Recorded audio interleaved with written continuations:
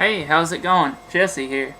Uh, so I got a little behind. I got mixed up yesterday. I watched day four's video with Troy, so I'm going to be doing day 5 and 6 at the same time just because I'm in a rush and I feel like I can sum up everything in one. So far, man, like these videos are changing my life and how I look at the world. I'm so freaking stoked on it.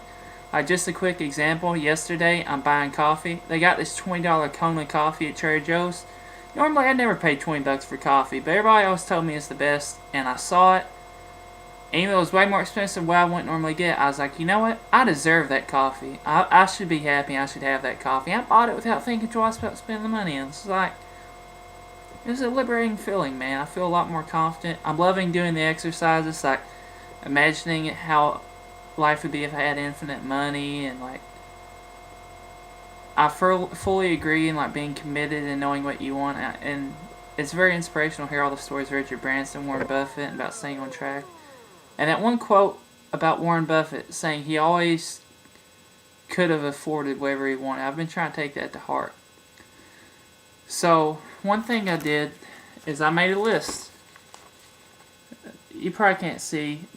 If you look at these numbers, it comes out to about $1,000. And I'm still waiting on an estimate. I contacted Eleiko. They make the finest like weightlifting equipment in the world. And it's probably going to cost me about $3,000 for weights that I'm going to put in my backyard. I found like a portable steam thing. It's only $200. I was surprised. Like having a steam room. If you never try a steam room, you really should. It's super therapeutic, super good for you.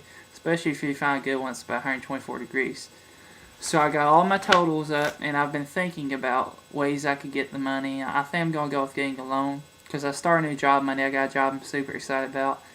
And then, so I'm going to build my own equipment. I'll be able to train. I've got a competition coming up in a month. Also, this is off the side, away from the program. I was so committed to doing all the competition, I started thinking about what I could do, and then Chris has got me so excited with NLP and what I've learned, so I Googled NLP for athletes, and then I found like an NLP program for athletes, and I started doing it, and so far, man, it's like, it's amazing. Like, I've meditated for a while, and it's always, I mean, I'd like to think it's helping my focus.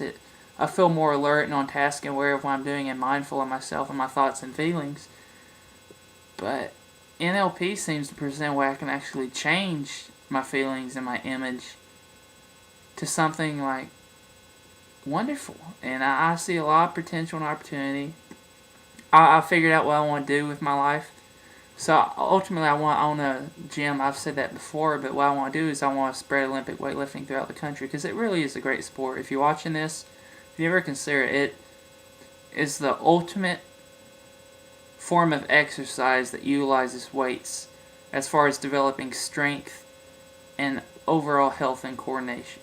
Kettlebells like GS, I did that for 2 years competitively. That's very good if you're more into endurance, but for pure strength and athletic performance, Olympic weightlifting is bar none the best. And then gymnastics, if you're into non-loaded movement, or more into like acrobatics, so to say. Which I've gotten at, they're all three great sports, but those are the breakdowns. If you're doing anything else, you're not really doing anything, so to say. You're wasting your time and your energy. So just a tip for you. So what I want to do is, I'm going to build my own little weightlifting system in my backyard, and then I found a building that was for lease down by. I've always wanted to have a gym down by the beach. I'm gonna contact them Monday. It's the weekend, and try to schedule an appointment and look at it and see what I can do. I'm kind of conflicted because I'm in school right now, and while I don't feel like I can't say I don't feel like I'm learning anything. I really love math, and I'm only a trigonometry level. I've never taken calculus.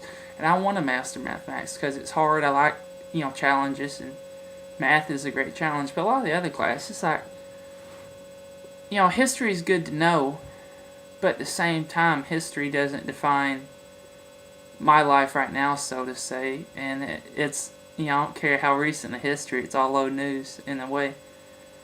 But I mean, everybody's got their passions, but I really love lifting, and that's what makes me happy. And I really agree with Chris's message that life's about what makes you happy, and life's about being happy. So I figure I'm living this life. I'm young, and I want to do it. Like, I'm starting to look at things like I've never looked at before. Like, I used to always think that I had to be an expert. I had to be like prolifically experienced before I should go on and start my own business. Like I felt like I should train, and because I work under a very renowned coach right now. I'm not working. I volunteer, and I'm always there helping him.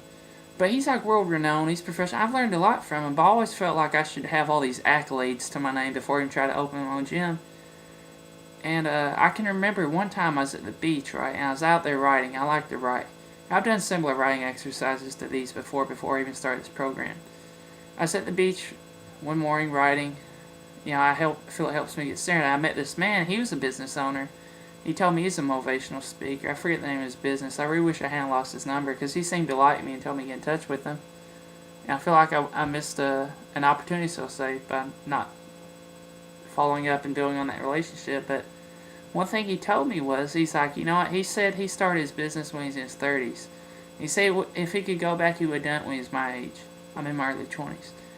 Because he felt like, at the time, he's having my feelings. Like, you had to be a pro, and that's what I'd asked him that sparked the conversation. I said, sir, so you're an entrepreneur. Do you feel like you have to be an expert to really start your own business and do these things? And he said, no, you really don't, because it comes. You just have to be good enough to sell it, and you have to know more about the subject and the person you're teaching. As long as that's true, you know, you're an expert in a way. You're always learning and growing. Yeah, I realize now. And then listening to Curtis give the description about Bob Proctor talking about the ice wall and just looking for the hold on. I'm really taking with that. So I figure I should do what I can to start a business. And while I don't want to consider failure as an option, I want to do well. If I do fail, you know, I think I'm just as likely to fail at any point in my life. You never know if you're going to really succeed. And I'm sure my odds and my chances of getting support, rallying, you know, what's a good word for it? Drawing on resources and inspiring other people to my cause is just as good now as if I waited till I was in my 30s or 40s or 50s. So I figured, you know, why hesitate if I've got a chance to do something great? If all the cards, you know, if I've got a full hand, why fold, you know? And I feel like everything's kind of lightening up, and I'm very excited to see what Day 7 holds. Chris said the NLP stuff's going to come through, and I already feel super encouraged. Like I'm going to start another video, because I got more to talk about. It's blowing my mind, man.